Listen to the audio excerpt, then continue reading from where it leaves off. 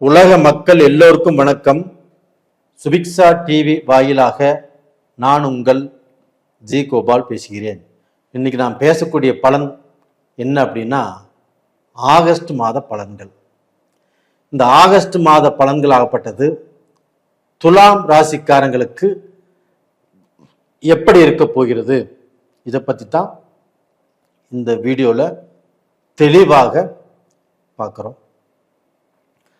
நிறைய பேர் நான் நிறைய வீடியோக்கள் போட்டிருக்கிறேன், நிறைய பேர் பார்த்து லைக் பண்ணி சப்ஸ்கிரைப் பண்ணியிருக்கிறீங்க. உங்கள் எல்லாத்துக்கும் என்னுடைய மனமார்ந்த நன்றிகளும் கூட. எல்லாரும் ஸ்கிப் பண்ணாமல் இந்த வீடியோவை பாருங்கள். இப்போ இந்த மாதத்தில் கிரக அடைவுகள் எப்படி இருக்குன்னு பார்க்கலாம். அதாவது துலாம் ராசிக்கு 6ஆம் இடத்தில் சனி பகவான், 5ஆம் இடத்தில் ராகு பகவான். இதே பார்த்தீங்கன்னா மிதுனத்தில் குரு பகவானும் சுக்கிர பகவானும்,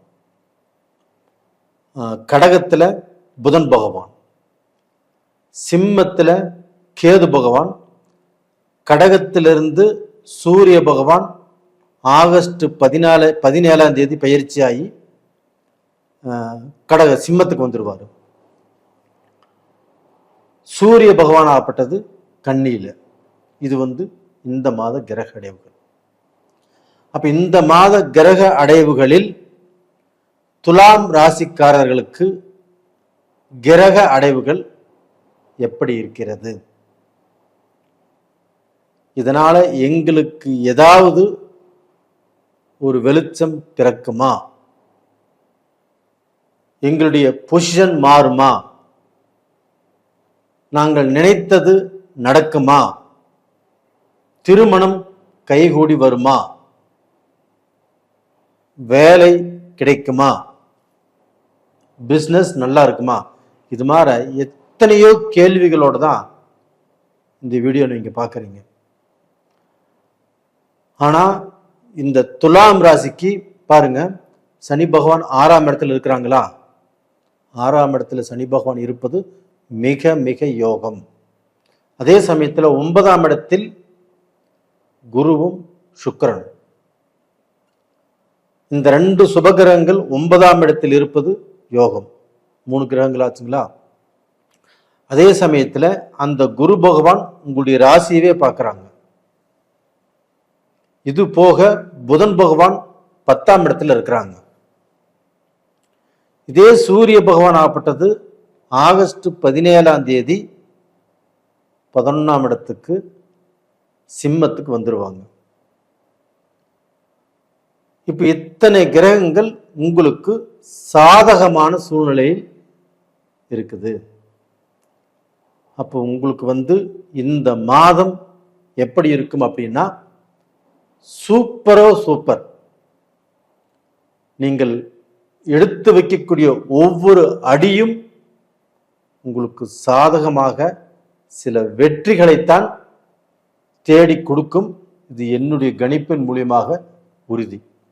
சார் இப்படித்தான் நீங்க சொல்றீங்க, ஒரு 10% பேர் எனக்கு எதுவுமே நடக்கல சார்,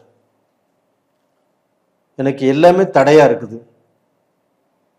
வாழ்க்கையில கஷ்டப்பட்ட அளவுக்கு நான் முன்னுக்கு வரவே இல்லை, முன்னுக்கு வராட்டி ஒரு நிம்மதியான சாப்பாடா சாப்பிடுவோம் இல்லையா, அதுவும் இல்லை, நல்ல தொழில் செஞ்சு அதுலேயும் நிம்மதி இல்லை, எல்லாம் லாஸ் பண்ணிட்டு இருக்கிறேன். கண்டிப்பா இருக்கலாம், நீங்க சொல்றது பொய்ன்னு சொல்ல வரல. அதுக்கு உங்களுடைய ஜாதகத்தில் நடக்கக்கூடிய தசா புத்திகள் தான் கண்டிப்பாக ஏதாவது ரூபத்தில் மோசமா இருக்கும். அப்ப ஏதாவது ஒரு கிரகம் வீக்கா இருக்கும், அந்த கிரகத்துடைய தசை நடக்கும், புத்தி நடக்கும். இதனால பாத்தீங்கன்னா உங்களுக்கு இந்த மாதிரி தடங்குல வந்துட்டே இருக்கும். ஒரு சிலருக்கு நேர்காலம் நல்லா இருந்துச்சுன்னா, இப்போ சந்திர தசை நல்லா இருக்குது 10 வருஷம், செவ்வாய் திசையும் நல்லா இருக்குது 17 வருஷம், ராகு திசையும் நல்லா இருக்குது 18 வருஷம். இது 2-3 திசைகள் சூப்பரா இருக்கும். அதனால 30-35 வருஷ காலங்கள் நல்லா இருக்கிறாங்க. ஒவ்வொருத்தருக்கும் 40 வருஷம் 50 வருஷமும் அந்த தசைகள் ஒவ்வொன்றும் நல்லதான் இருக்கும். அப்போ அவங்க வாழ்க்கையில தோல்வி இல்லை, வளர்ச்சி, வெற்றி, முன்னேற்றம். அது மாதிரி இந்த துலாம் ராசியில் பிறந்தவங்க ஒரு சிலர் நல்லா இருக்கிறாங்க. அதனால் உங்கள் ஜாதகத்தில் தான் ஏதோ அது தவறு இருக்கும், ஒரு கிரகம் ஏதாவது ரூபத்தில் கெட்டிருக்கும், அந்த கிரகத்தினுடைய தசை நடக்கலாம், என்ன ஏதுன்னு நீங்கள் பார்த்துக்கோங்க. அதுதான் நல்ல விஷயம். இப்போ துலாம் ராசிக்கு சனி பகவான் 6ஆம் இடத்தில் இருக்கிறாங்க. இந்த 6ஆம் இடத்தில் இருக்கக்கூடிய சனி பகவான் இப்போ வக்கரமாயிட்டாங்க. இப்போ வக்கரமானதுனால கண்டிப்பாக துலாம் ராசிக்காரங்களுக்கு எதை செய்தாலும் கொஞ்சம் வேகமாக செய்யக்கூடியது வரும். அதே சமயத்தில் அதில் லாபமும் அதிகரிக்கும். ஒரு பிஸ்னஸ் செய்யலாம், ஒரு வேலை எதிர்பார்த்தாலும் அந்த வேலை கிடைக்கும், வெளிநாடு போகலாம், இதற்குண்டான வாய்ப்பும் நல்லா இருக்குது. அப்போ அந்த சனி பகவான் வக்கரத்தினால உங்களுக்கு முன்னேற்றம். நீங்கள் இந்த டயத்தில் ரொம்ப சுறுசுறுப்பாக இருப்பீங்க, ரொம்ப வேகமாக இருப்பீங்க.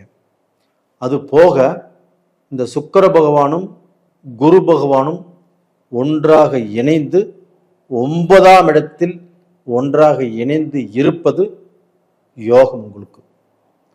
அப்போ ஏதாவது திடீர்னு ஒரு அதிர்ஷ்ட வாய்ப்புகள்,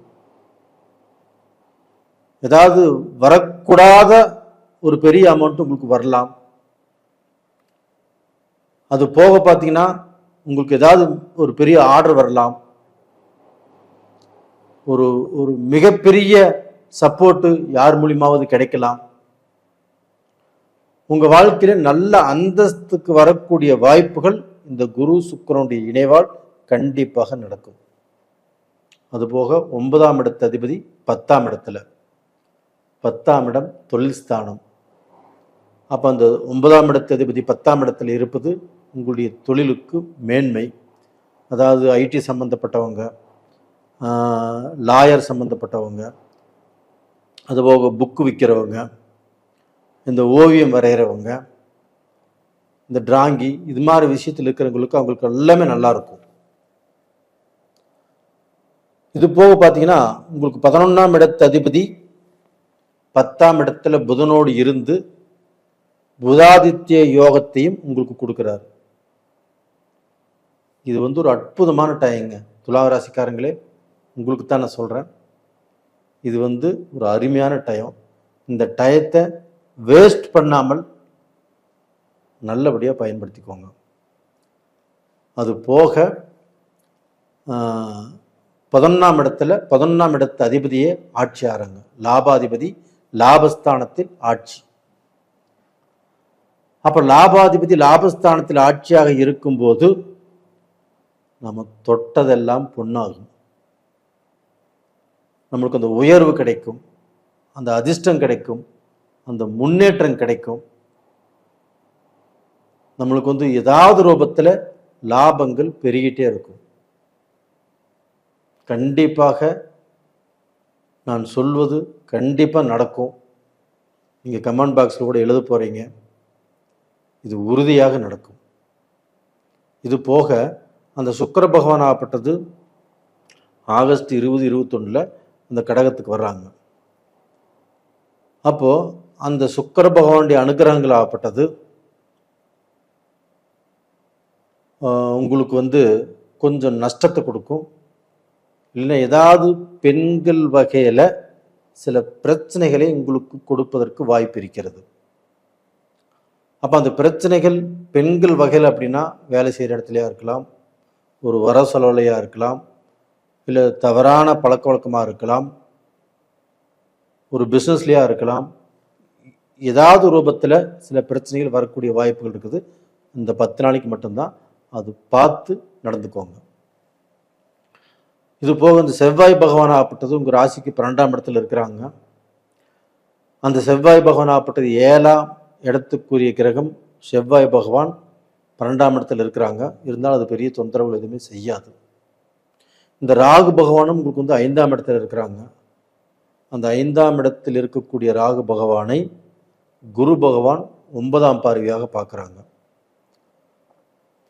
குழந்தைகளால் நன்மை, குழந்தைகளுடைய எதிர்காலம் நல்லா இருக்கும். அவங்க கல்யாணம் பண்ணி வச்சுருந்தாலும் குழந்தை இல்லாமல் இருந்தாலும் இந்த பீரியடில் குழந்தை பாக்கியம் கிடைக்கும். அவங்க வாழ்க்கையில் சங்கடம் சலிப்போடு வாழ்ந்துட்டு இருந்தாலும் அந்த சலிப்பு சங்கடம் எல்லாமே இப்போ தீரும். நல்ல காலேஜோ நல்ல ஸ்கூலோ நல்ல படிப்போ அவங்களுக்கு நல்லா இருக்கும், எந்த குறையுமே இல்லை.